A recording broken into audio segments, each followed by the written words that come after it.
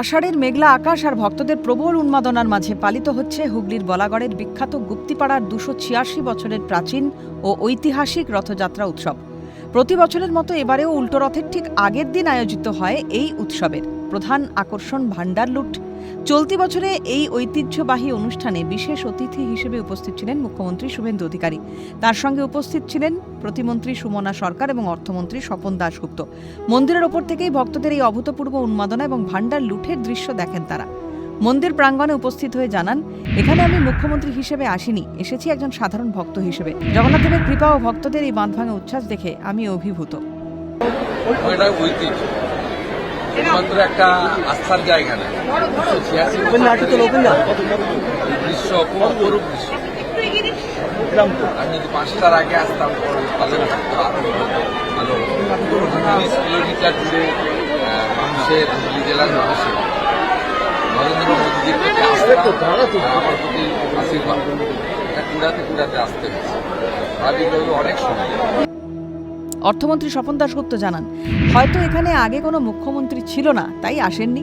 প্রসঙ্গত, গুপ্তিপাড়ার এই বিখ্যাত রথযাত্রা এর আগে কোনো মুখ্যমন্ত্রী তো বটেই, কোনো মন্ত্রীরও উপস্থিতি দেখা যায়নি।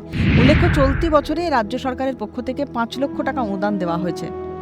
সব জায়গায় রথযাত্রার মধ্যে একটা লোকাল একটা কাহিনী থাকে, তো এটাও গুপ্তিপাড়ারও একটা সেই ধরনের একটা, তারই মাসির বাড়িতে কবে আসছে কবে না আসছে জগন্নাথ, তখন সেটারও একটা আলাদা একটা গল্প আছে গুপ্তিপাড়াতে। এটা অনেক দিনেরই গল্প, আর এটা একটা লোকাল একটা ঐতিহ্য। মুখ্যমন্ত্রী কোনোদিন আসেননি, এই প্রথম মুখ্যমন্ত্রী অর্থমন্ত্রী কোনোদিন আমরা দেখিনি যে এখানে আসছেন। তো হয়তো এখানে কোনো মুখ্যমন্ত্রী বা অর্থমন্ত্রী এখানে ছিল না হয়তো, যে গুপ্তিপাড়ার। আমার সঙ্গে তো আমার এটা মামার বাড়ি, তাই জন্যে। বাংলার প্রসিদ্ধ রথযাত্রাগুলোর মধ্যে গুপ্তিপাড়ার রথযাত্রা তার নিজস্ব রীতি ও ঐতিহ্যের জন্য অনন্য। 1740 সালে শুরু হয় এই ঐতিহাসিক উৎসব। বছরের অন্য সময় টিনের খাঁচায় বন্ধ থাকা 36 ফুট উঁচু এবং 34 ফুট দৈর্ঘ্য প্রস্থের 4তলা রথটি এই দিনে সাজিয়ে তোলা হয়। অতীতে এটি 13 চূড়ার হলেও বর্তমানে এটি 9 চূড়ার রথ হিসেবে পরিচিত। বৃন্দাবন জিউ মন্দির থেকে শ্রী শ্রী জগন্নাথ দেব, বলরাম দেব এবং দেবী সুভদ্রা রথে চেপে প্রায় 1 কিলোমিটার দূরে গোসাইগঞ্জ বড়বাজারের মাসির বাড়ি যান। পৌরাণিক বিশ্বাস অনুযায়ী মাসির বাড়িতে জগন্নাথ দেব সুস্বাদু খাবারের আমেজ পেয়ে ফিরতে দেরি করছিলেন। তখন দেবী লক্ষ্মীর নির্দেশে এবং বৃন্দাবন চন্দ্রের প্ররোচনায় রথের আগের দিন প্রতীকীভাবে তার খাবার সরবরাহ বন্ধ করতেই আয়োজিত হয় এই ভান্ডার লুট। ভান্ডার লুট উপলক্ষে বিশালাকার মাটির মালসায় সাজিয়ে রাখা হয় খিচুড়ি, পায়েস, মালপোয়া, মিষ্টি ও নানা রকম ভাজা।